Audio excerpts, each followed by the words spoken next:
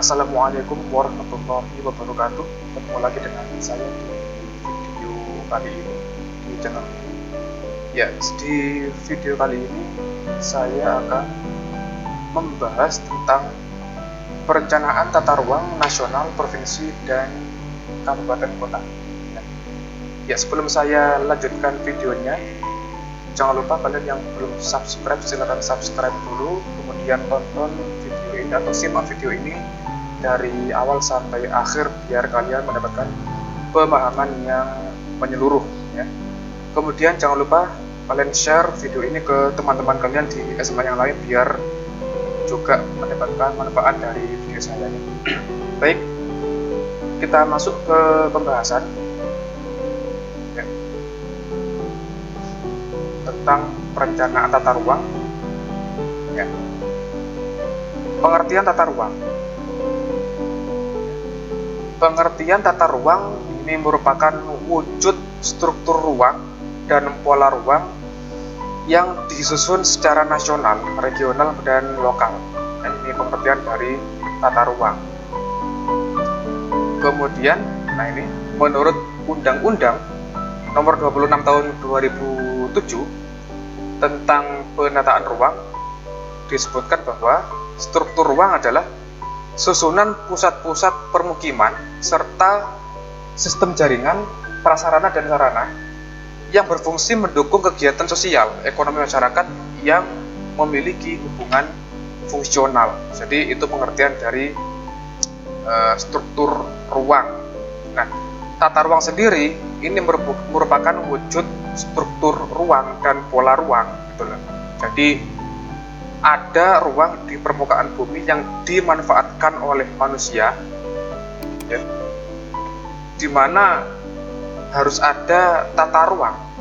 Kalau tidak ada tata ruang, nanti penggunaan ruang di permukaan bumi di wilayah tertentu nanti akan amburadul, tidak tertata rapi begitu. Maka harus ada yang namanya tata ruang. Nah, tata ruang ini merupakan wujud struktur ruang dan pola ruang. Nah, pola ruang nanti timbul akibat dari penataan ruang. Nah, ya. Jadi pola ruang ini hanya ada di hasil budaya manusia, yaitu hasil buatan manusia sendiri yang penataannya itu disusun secara nasional, regional, dan lokal. Nah, untuk struktur ruangnya itu merupakan susunan pusat-pusat permukiman ya, mau tidak mau manusia nanti membuat yang namanya permukiman ya, karena manusia itu tinggal di atas bumi, serta sistem jaringan prasarana dan sarana. Nah, maksud dari prasarana dan sarana itu ya seperti jalan raya ya kan?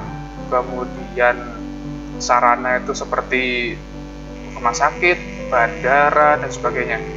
Itu yang mendukung dari kegiatan sosial ekonomi masyarakat ya, termasuk pusat perdagangan yang memiliki hubungan fungsional. Jadi wilayah satu itu ada hubungan dengan wilayah yang lain gitu, tidak sendiri-sendiri ya. Misalnya saja wilayah yang peruntukannya untuk daerah pertanian, jelas nanti akan melayani seluruh wilayah yang di sana tidak ada daerah pertaniannya gitu. Jadi semua hasil pertanian itu dipasok dari satu daerah yang punya daerah khusus untuk pertanian gitu ya. Begitu pula dengan adanya pusat perdagangan atau pusat industri. Nah, hasilnya nanti bisa disebarkan atau didistribusikan kepada daerah lain yang di sana tidak ada aktivitas industri gitu ya. Jadi itu yang dimaksud dengan hubungan fungsional. Baik, sementara pengertian dari pola ruang itu adalah distribusi peruntukan ruang dalam suatu wilayah yang meliputi peruntukan ruang untuk fungsi lindung dan peruntukan ruang untuk fungsi budidaya ya. Jadi harus ada ruang di permukaan bumi itu satu untuk fungsi lindung dan yang lain untuk fungsi budidaya. Kalau tidak ada fungsi lindung, maka kemampuan ruang untuk mendukung kehidupan itu akan tidak ada, atau istilahnya itu mustahil, kan begitu. Karena fungsi lindung ini tujuannya ya untuk mendukung segala kegiatan atau kehidupan yang ada di permukaan bumi itu, suatu wilayah. Kalau tidak ada fungsi lindung, ya, atau ruang yang digunakan untuk fungsi lindung, maka mustahil kegiatan itu terlaksana, atau mustahil kehidupan itu bisa didukung. Kemudian harus ada fungsi budidaya. Ya mau tidak mau manusia kan selalu terlibat dalam kegiatan ekonomi sehari-hari, sehingga pasti ada wilayah-wilayah yang dia khususkan untuk budidaya, bisa untuk pertanian, ya, peternakan, atau daerah-daerah yang khusus untuk perdagangan, industri dan sebagainya. Itu, ya. Jadi nanti akan terbentuk yang namanya pola. Jadi pola itu ya yang buat manusia sendiri, ya. Berikutnya mengenai perencanaan tata ruang wilayah. Ya, apa itu perencanaan tata ruang wilayah? Yaitu adalah suatu proses untuk menentukan struktur ruang wilayah dan pola ruang wilayah yang meliputi penyusunan dan penetapan rencana tata ruang wilayah. Nah, jadi tata ruang itu tidak sembarangan, ya, tidak tiba-tiba muncul. Harus ada istilahnya perencanaan terlebih dahulu, kemudian baru lahir tata ruang wilayah. Gitu. Ya, meliputi penyusunannya, kemudian penetapan rencana tata ruang wilayah. Ya, ini. Nah, berikutnya pengertian lain, ya, menurut Permen PU atau Peraturan Menteri PU nomor 15 tahun 2009. Rencana tata ruang wilayah atau istilahnya itu RTRW, disingkat RTRW, rencana tata ruang wilayah. Apa itu? Adalah hasil perencanaan tata ruang pada wilayah yang merupakan kesatuan geografis beserta segenap unsur terkait yang batas dan sistemnya ditentukan berdasarkan aspek administratif. Ini RTRW. Jadi yang punya RTRW itu semuanya, semua wilayah, baik itu nasional, ya, melingkupi satu negara, kemudian lingkup provinsi ada, lingkup kabupaten kota juga ada. Jadi semua wilayah punya RTRW, gitu ya. Di mana RTRW ini merupakan hasilnya dari perencanaan tata ruang, gitu ya, diwujudkan dalam suatu RTRW. Ya, ini dokumen RTRW. Nah, di sana, ya, meliputi kesatuan geografis. Jadi harus jelas wilayahnya di mana, batas wilayahnya di mana, ya, karakternya bagaimana, termasuk ini aspek administratifnya, ya. Jadi harus jelas batas-batas dari suatu kabupaten kota atau provinsi atau negara. Jelas koordinatnya di mana, letaknya di mana, gitu ya. Itu RT/RW. Nah, tujuannya untuk mewujudkan rencana pemanfaatan ruang wilayah yang serasi dan optimal sesuai dengan keutuhan dan kemampuan daya dukung lingkungan, serta sesuai dengan kebijaksanaan makro. Ya. Kalau tidak ada RT/RW, maka suatu wilayah mustahil melaksanakan fungsi pembangunan. Mustahil. Karena pembangunan itu harus melihat dari perencanaan tata ruangnya dulu. Baru nanti pemerintah merancang pembangunan yang mau dibangun itu apa. Gitu. Yang diprioritaskan yang mana dulu. Harus tahu lewat RT/RW ini. Gitu ya. Ini. Nah, ini ya, dinyatakan dengan kebijaksanaan makro secara luas menyeluruh. Nah, ini makro. Jadi tujuannya harus sesuai dengan tujuan Pancasila itu, tidak boleh melanggar, kan begitu. Supaya apa? Supaya optimal, sesuai dengan keutuhan dan kemampuan daya dukung lingkungan. Kalau suatu wilayah punya daya dukung sekitar 60 misalnya, maka penggunaannya tidak boleh lebih dari 60 gitu loh. Supaya apa? Supaya lestari, supaya bisa digunakan untuk generasi berikutnya. Itu yang dinamakan dengan pembangunan yang berkelanjutan. Berikutnya, langkah-langkah penyusunan RT RW. Yang pertama, harus melakukan yang namanya analisis wilayah. Suatu wilayah itu pasti punya karakteristik fisik tertentu maupun karakteristik sosial yang lain, ya, di mana berbeda dengan wilayah yang lain gitu. Nah, dari hasil analisis wilayah nanti bisa ditentukan perumusan masalah, ya. Misalnya saja untuk daerah Lumajang. Lumajang itu punya karakter fisik misalnya Gunung Semeru misalnya. Di sana ada masalah, yaitu masalah bencana alam, ya, bencana alam, potensi bencana alam, misalnya gunung meletus dan sebagainya, atau longsor, ya, di sekitar pegunungan. Nah, itu dirumuskan masalahnya. Apakah di sana itu cocok untuk permukiman atau tidak? Kalau misalnya di sana sudah ada permukiman, bagaimana? Maka pemerintah harus punya konsep, ya, perumusan konsep. Jadi ada masalah di sana, potensi bencana alam yang di sana itu sudah ditempati oleh permukiman. Terus bagaimana pemecahannya? Nah, nanti ada perumusan konsep ini tadi, ya. Sehingga melahirkan yang namanya perumusan tata ruang, ya. Tata ruang harus meliputi kawasan lindung. Kawasan lindung ini kawasan yang tidak boleh dijadikan permukiman, ya, atau digunakan industri, atau pusat perbelanjaan, dan lain-lain. Karena kawasan lindung khusus untuk mendukung daya dukung lingkungan, ya, dimana kalau tidak ada hutan, kawasan lindung, maka kehidupan di wilayah itu mustahil untuk didukung, gitu loh. Misalnya saja untuk daerah yang khusus untuk kawasan resapan air, di mana di sana ada banyak pepohonan, itu tidak boleh digunakan untuk perumahan atau industri dan sebagainya, ya. Jadi khusus untuk kawasan resapan air.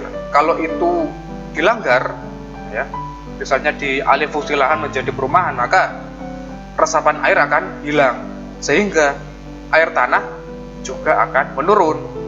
Nah, kalau tidak ada air, mau minum pakai apa? Manusia itu masa mau minum disinfektan? Kan tidak mungkin, kan begitu. Mau mandi pakai apa kalau tidak ada air, ya? Mandi pakai uli. Jadi ini harus dilindungi, ya. Ini pasti tiap daerah ada ini. Yang kedua, ada yang namanya kawasan budidaya. Mau tidak mau manusia itu pasti ada aktivitas ekonominya untuk memenuhi kebutuhan sehari-hari, kan begitu. Maka pasti ada kawasan budidayanya, baik itu untuk pertanian, ya, atau aktivitas perkebunan, atau mungkin perikanan dan sebagainya. Ini ada untuk kawasan budidaya. Tiap daerah pasti ada untuk Indonesia, ya. Kemudian harus ada pengembangan sistem kota.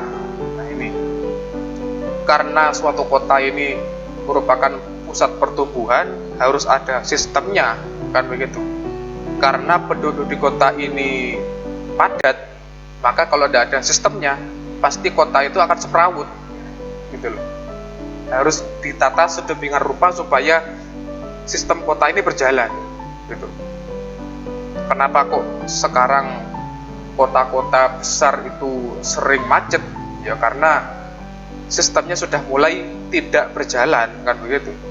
sistem transportasinya sudah mulai melemah karena daya dukung sistem transportasi di kota itu sudah kekurangan prasarana, kurang jalannya, ya. Kebanyakan kendaraannya daripada jalannya, sehingga terjadi yang namanya kemacetan di perkotaan, ya. Termasuk sistem perumahan di kota itu kan sudah semrawut karena sudah banyak orang pergi ke kota mendirikan bangunan seenaknya, misalnya di pinggir kali atau di bawah jembatan. Akhirnya kota ini semrawut gitu loh. Sistem tata kotanya tidak dipatuhi, sehingga menimbulkan ya ketimpangan pembangunan, ya.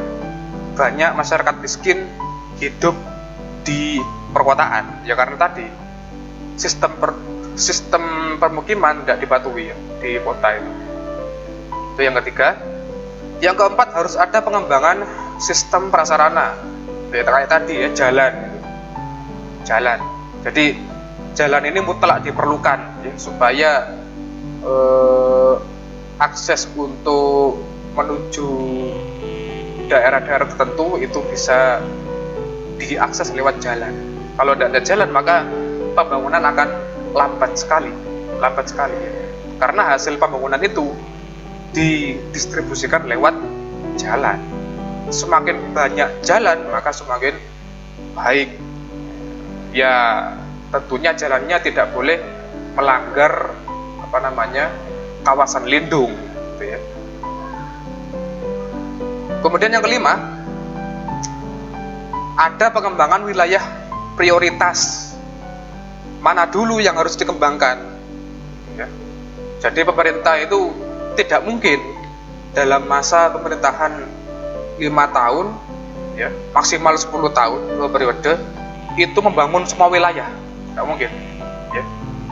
Tentu pemerintah harus memilih mana dulu yang harus dibangun, mana yang didahulukan, gitu. Untuk tingkat negara, suatu negara misalnya Indonesia, tentu yang harus dibangun dulu adalah Indonesia bagian timur, gitu loh. Itu harus menjadi prioritas. Kalau Indonesia Timur ini tidak dibangun, ya, maka semakin jauh tertinggal dengan yang bagian barat, kan begitu. Karena selama ini image-nya, ya, Indonesia Timur itu jauh tertinggal daripada Indonesia bagian barat, maka pemerintah harus memprioritaskan untuk wilayah Indonesia Timur. Untuk provinsi, ya tentu ditentukan sendiri oleh gubernur, kan begitu. Untuk kabupaten kota ya oleh bupati atau wali kota, harus punya prioritas. Karena tidak mungkin dalam jangka waktu maksimal 10 tahun masa jabatan itu bisa membangun semuanya, ya. Mustahil. Harus ada kebijakan tertentu yang mana yang harus didahulukan, gitu. Semuanya itu mengacu pada tata ruangnya. Kemudian harus ada kebijakan penunjang penataan ruang, ya. Ini. Sekarang kita masuk ke RT/RW nasional, ya, RT/RW nasional. Nah, RT/RW nasional ini adalah arahan kebijakan dan strategi pemanfaatan ruang wilayah negara, ya. Ini meliputi satu negara. Nah, jangka waktunya adalah 20 tahun, ya. Jangka waktu RT/RW nasional ini 20 tahun, sehingga diperlukan misalnya 2 presiden, ya, 2 presiden dalam 2 kali periode, masing-masing 2 kali periode, baru boleh membuat RT/RW lagi 10 tahun, ya. Ini jangka waktunya. Kemudian RT/RW nasional ini, ya, diperlukan sebagai pedoman untuk yang pertama, penyusunan RPJP nasional atau rencana pembangunan jangka panjang nasional. Ya tadi 20 tahun tadi jangka panjang. Kemudian penyusunan RPJM nasional, rencana pembangunan jangka menengah, ya. setengahnya lah, 10 tahun. Kalau dalam masa Presiden Soeharto dulu ada yang namanya Repelita, rencana pembangunan 5 tahun, lebih pendek lagi. Kemudian pedoman untuk pemanfaatan ruang dan pengendalian pemanfaatan ruang di wilayah nasional. Jelas ya, harus ada pengendaliannya, mengacu pada RT/RW. Kemudian perwujudan keterpaduan, keterkaitan, dan keseimbangan perkembangan antar wilayah provinsi, serta keserasian antar sektor. Harus seimbang, ya. Harus terpadu, harus saling terkait antar wilayah provinsi. Tidak boleh ada istilahnya itu ketimpangan. Itu kan istilahnya itu idealnya seperti itu. Idealnya itu harus terpadu, saling terkait, dan seimbang antar wilayah provinsi, dan serasi antar sektor. Itu idealnya. Tapi kan kenyataannya tidak demikian. Kenyataannya ya, keseimbangan itu sulit untuk diwujudkan ya karena berbagai kepentingan gitu. Sulit. Di atas kertas kelihatan mudah, tapi kenyataannya kan sampai sekarang itu ya banyak ketimpangan sana sini, di mana Indonesia Timur tertinggal oleh Indonesia Barat, kan begitu. Kemudian misalnya di berbagai provinsi itu juga masih pembangunannya tertinggal. Banyak yang masih hidup di bawah garis kemiskinan dan sebagainya. Timpang sekali. Sulit untuk seimbang, itu sulit. Ya, tapi ini kan tujuan nasional istilahnya. Tetap harus ditulis walaupun pelaksanaannya ya jauh dari rencana. Kemudian RT/RW ini digunakan pula untuk penetapan lokasi dan fungsi ruang untuk investasi. Jadi ada daerah-daerah yang memang diperuntukkan untuk investasi, baik itu yang datangnya dari investor dalam maupun luar negeri gitu. Misalnya saja daerah-daerah khusus untuk kawasan industri seperti Batam di Riau sana ya.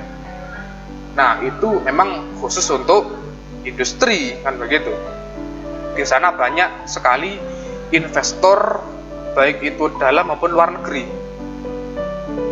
Tapi lebih banyak ya luar negeri investornya gitu. Kemudian daerah-daerah pertambangan seperti di Kalimantan maupun Papua, itu juga banyak investor asing yang masuk ke sana untuk berinvestasi. Jadi tempatnya khusus. Tetapi kebanyakan ya, karena yang butuh itu adalah kita sebagai pihak yang butuh dana, butuh investasi, maka kendali itu dipegang oleh yang punya dana alias investor tadi. Padahal kebanyakan investor adalah pihak asing. Sehingga pelaksanaan RT/RW nasional ini agak kurang dilaksanakan lah. Ya karena segala sesuatu urusan investasi itu kita masih dikendalikan dari luar, pihak investor gitu loh. Sehingga walaupun di RT/RW itu ada tempat-tempat khusus untuk investasi, ini masih dilanggar lah oleh sebagian investor besar gitu ya. Kemudian RT/RW nasional juga sebagai pedoman untuk penataan ruang kawasan strategis nasional, misalnya daerah-daerah yang punya tambang perminyakan yang besar, itu strategis ya, termasuk bahan tambang golongan A itu, perminyakan ya, minyak.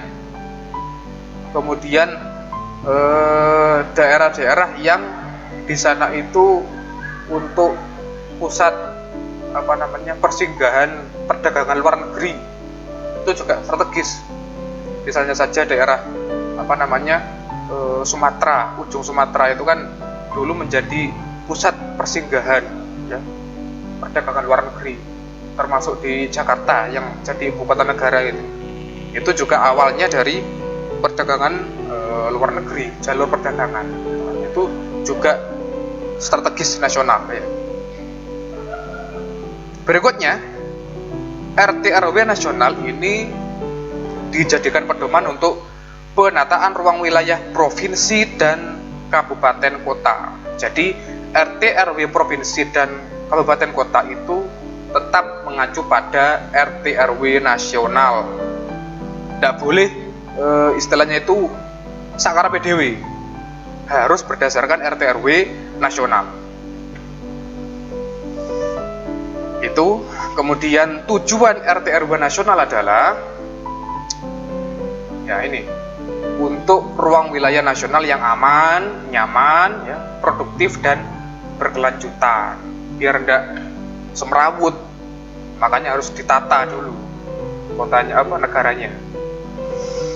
Kemudian untuk keharmonisan antara lingkungan alam dan lingkungan buatan, ini ya, istilahnya harus serasi, harus seimbang. Ini kalau lingkungan alamnya bagus, ya seharusnya lingkungan buatan itu tidak boleh merusak lingkungan alam yang sudah bagus tadi, harus serasi gitu loh ya. Kemudian tujuan berikutnya adalah untuk keterpaduan perencanaan tata ruang wilayah nasional, provinsi dan kabupaten kota ya. Ya tadi ya, RT RW itu, RT RW provinsi maupun kabupaten kota itu harus mengacu pada RT RW nasional, tidak boleh sembarangan ya. Tuh. Kemudian tujuan berikutnya untuk keterpaduan pemanfaatan ruang darat, ruang laut dan ruang udara, termasuk ruang di dalam bumi dalam kerangka NKRI. Jadi RT RW nasional itu bukan hanya di permukaan bumi saja, tapi juga di udara, termasuk di dalam buminya juga. Itu termasuk wilayah nasional ya. Ini tujuannya jelas untuk memperkuat NKRI. Tujuan berikutnya sebagai keterpaduan pengendalian pemanfaatan ruang wilayah nasional, provinsi dan kabupaten kota dalam rangka perlindungan fungsi ruang dan pencegahan dampak negatif terhadap lingkungan akibat pemanfaatan ruang. Kalau nanti dalam RT RW nasional itu ada poin-poin yang dilanggar ya, misalnya saja ada kawasan tertentu ternyata untuk kawasan yang lain gitu, maka pasti akan menimbulkan dampak negatif.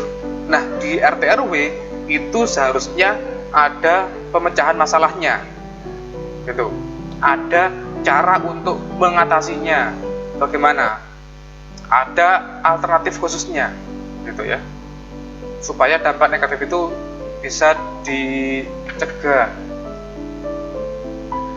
Berikutnya, tujuan berikutnya adalah pemanfaatan SDA secara berkelanjutan ya, supaya bisa dinikmati oleh generasi-generasi berikutnya. Lalu keseimbangan dan keserasian perkembangan antar wilayah dan kegiatan antar sektor ya. Kemudian pertahanan dan keamanan negara yang dinamis serta integrasi nasional ya. Jadi RT RW nasional fungsinya untuk pertahanan juga, keamanan negara, supaya apa? Supaya tidak terjadi yang namanya iri-irian antar wilayah, itu tidak ada ya. Kalau wilayah barat sudah maju, Indonesia Barat, maka Indonesia Timur seharusnya juga maju ya, tidak boleh ada ketimpangan. Tapi kan kenyataannya nggak demikian mudah. Nyata-nyata Indonesia Timur itu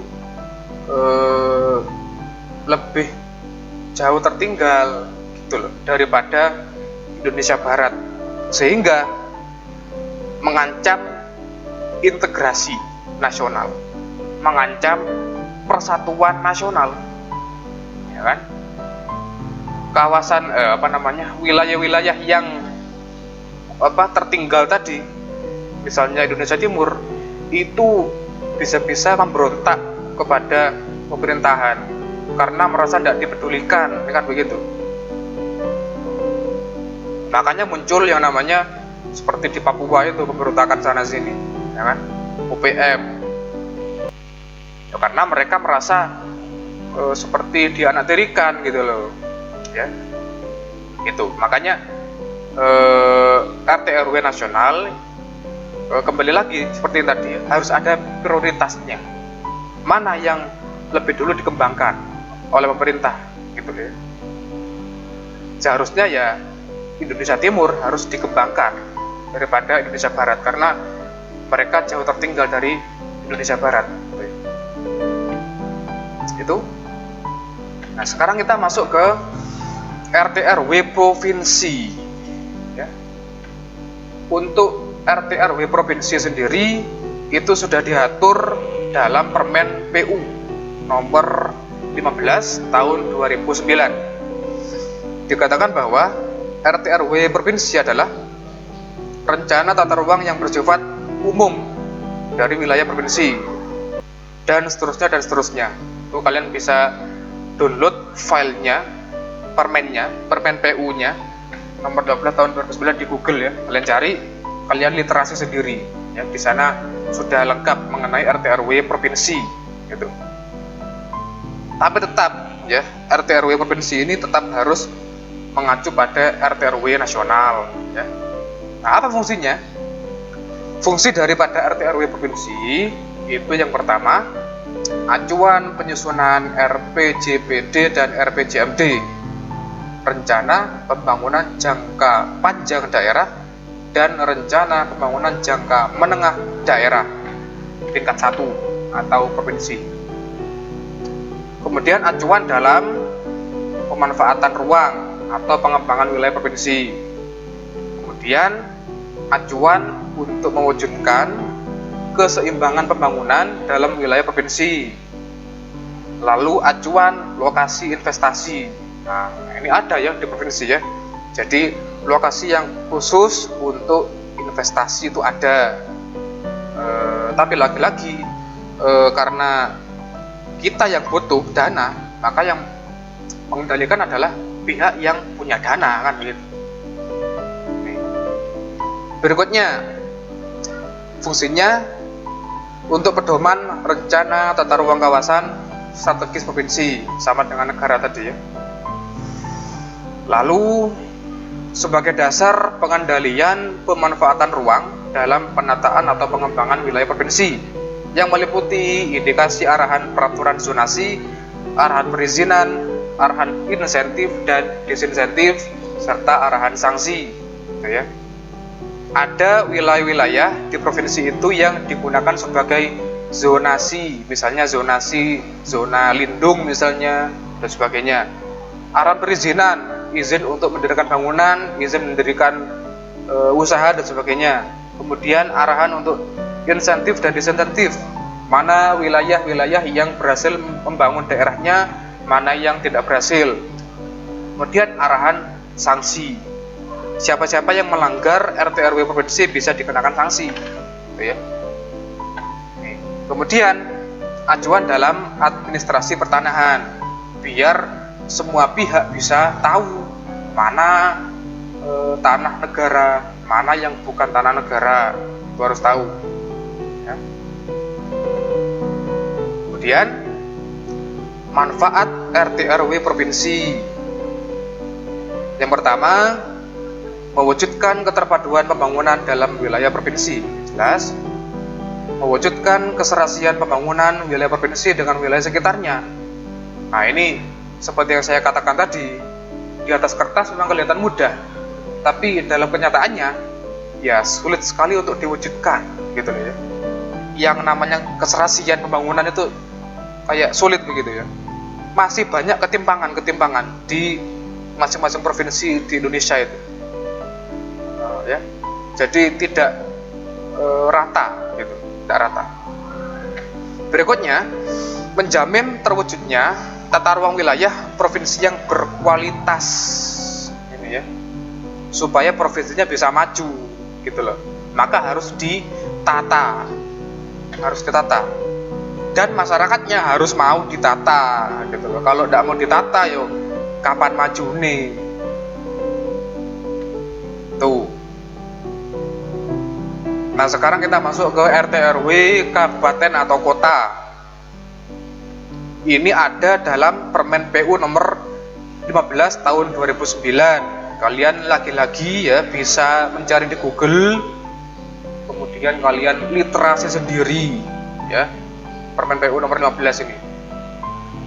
RT RW kabupaten atau kota adalah rencana tata ruang yang bersifat umum dari wilayah kabupaten kota, dan seterusnya. Kalian bisa baca sendiri ya, banyak itu di Permen PU-nya, kalian download sendiri ya. Nah, kemudian langsung ke fungsinya. Fungsi RT RW kabupaten kota. Fungsinya 1. Acuan penyusunan RPJPD dan RPJMD, rencana pembangunan jangka panjang daerah tingkat 2, dan rencana pembangunan jangka menengah daerah tingkat 2 atau kabupaten kota ya.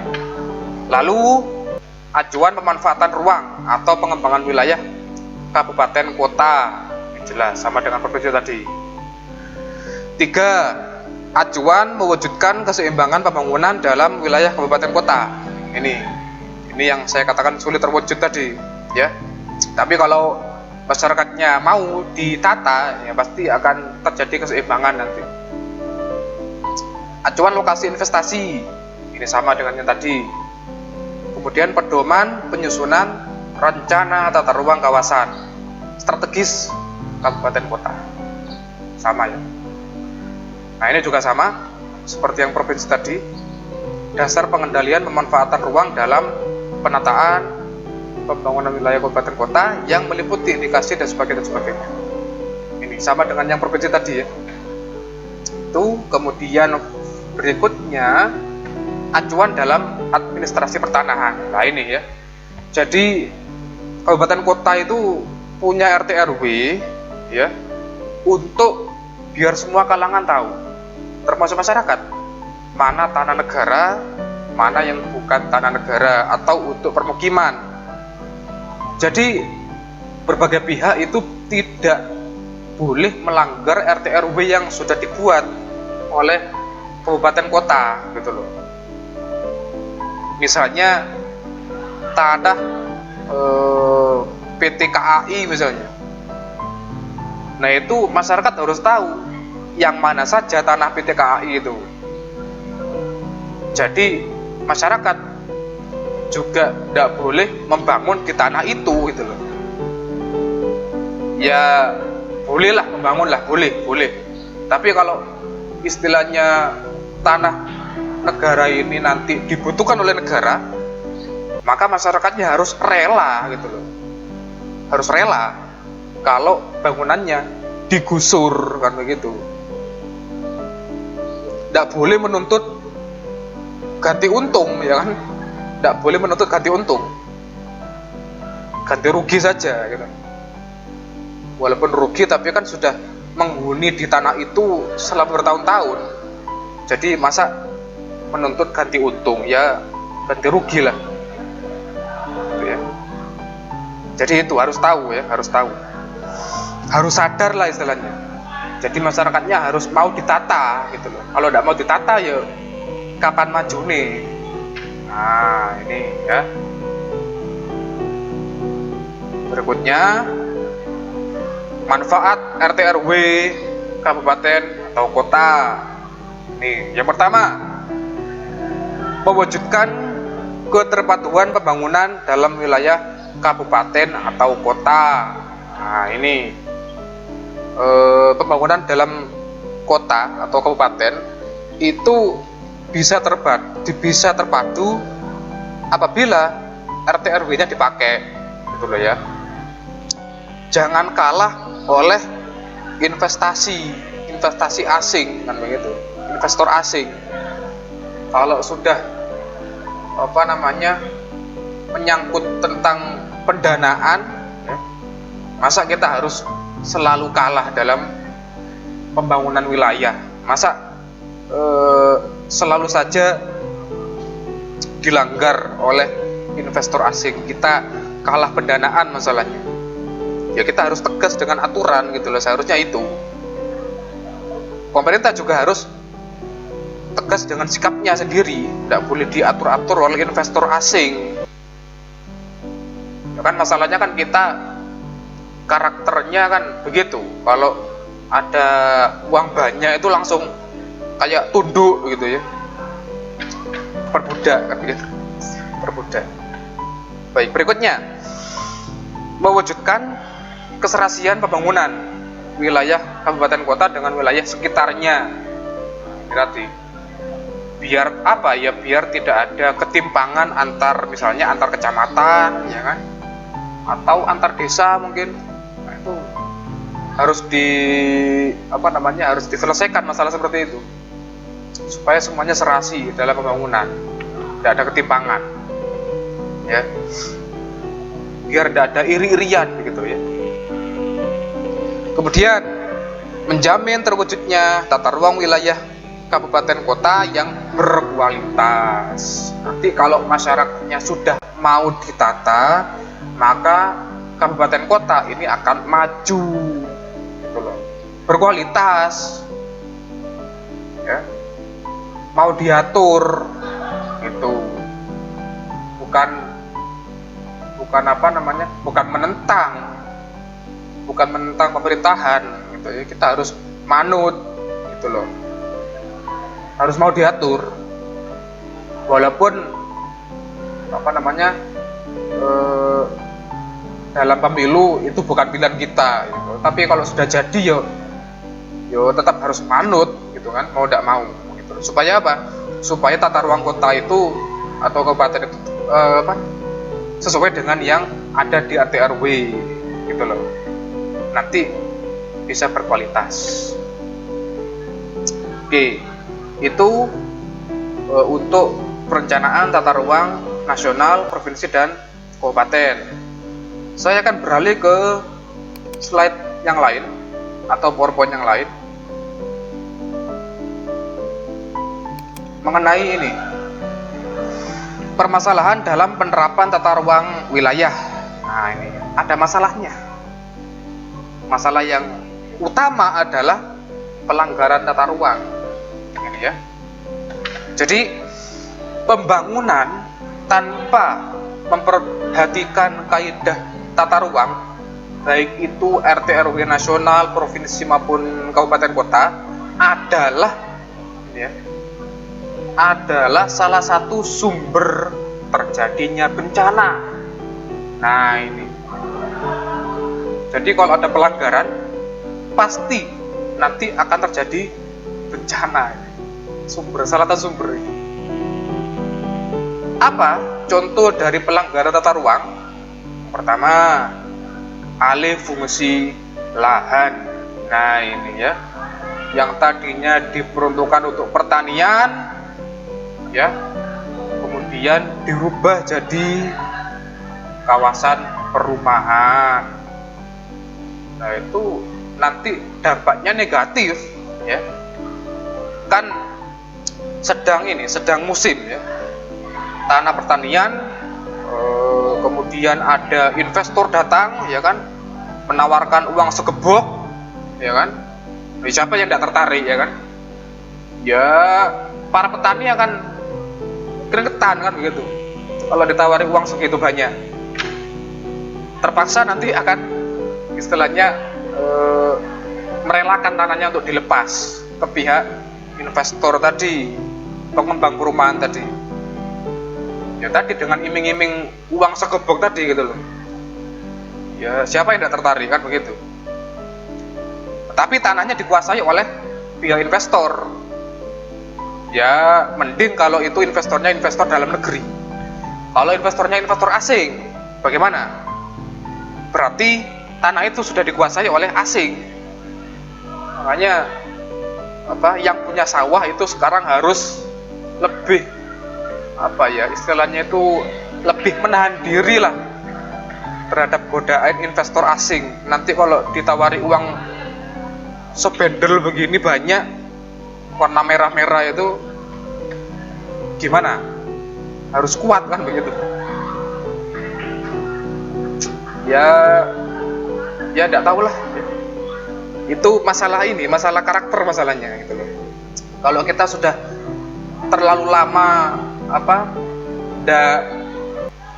istilahnya itu tidak mendapatkan keuntungan istilahnya, atau ekonomi kita itu sudah lama sulit ya, begitu ada investor asing datang kepada yang punya tanah, ya pasti akan dilepas tanah pertaniannya.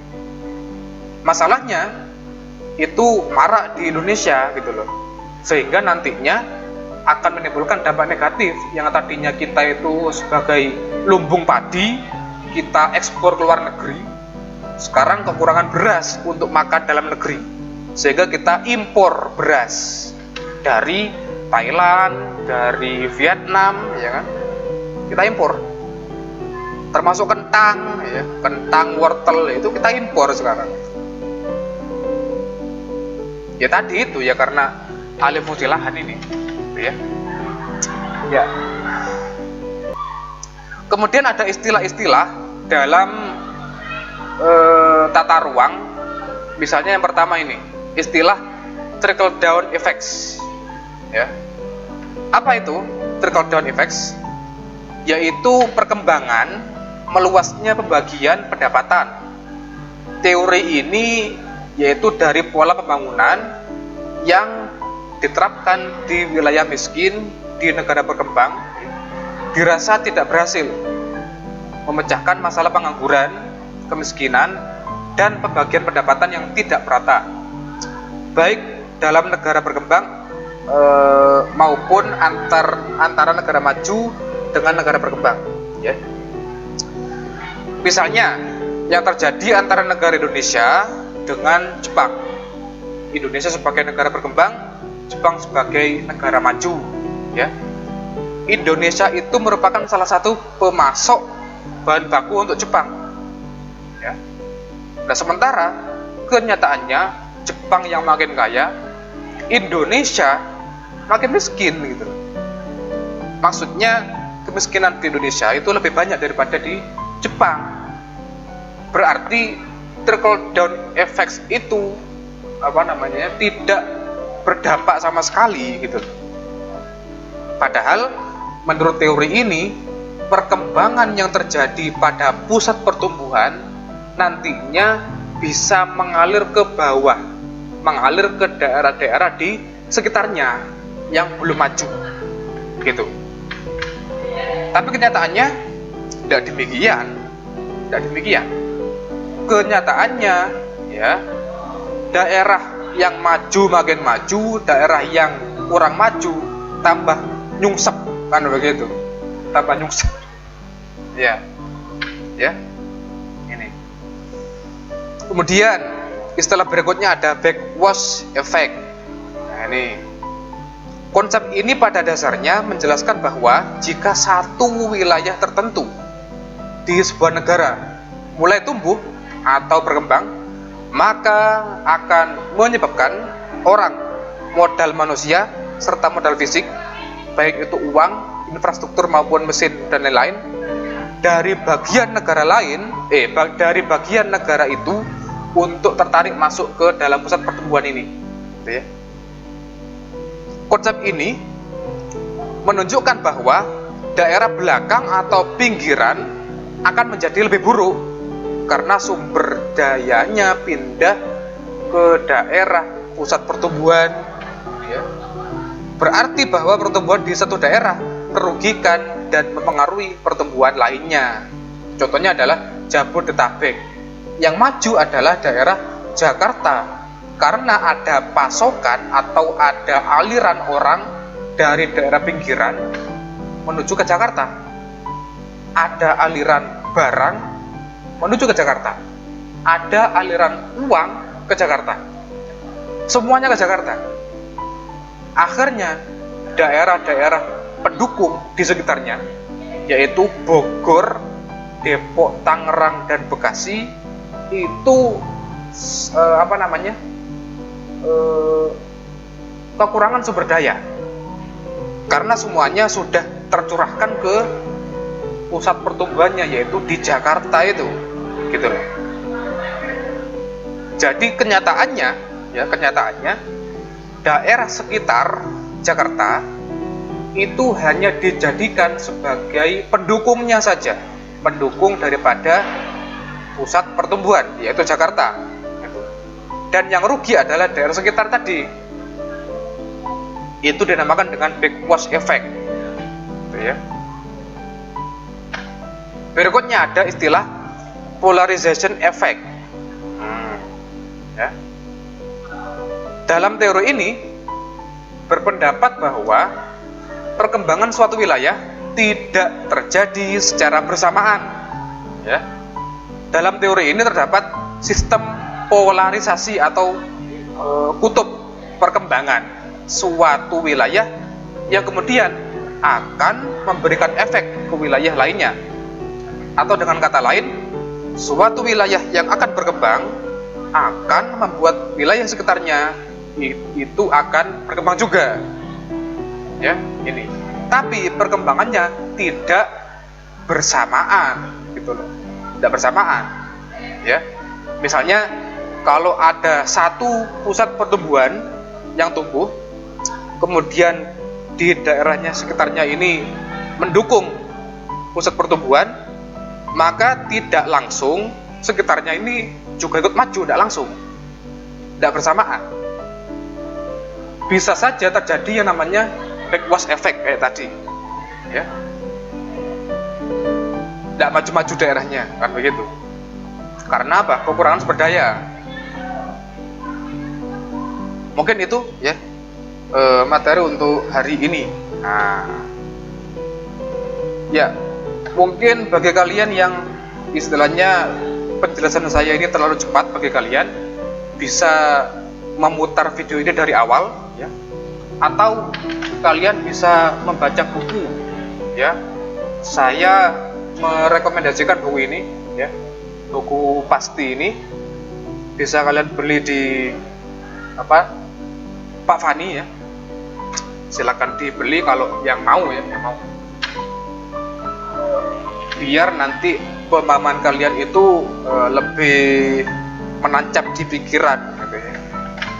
Baik, kalau ada pertanyaan silakan tulis pertanyaan kalian di kolom komentar, ya, atau nanti bisa japri saya secara langsung, ya.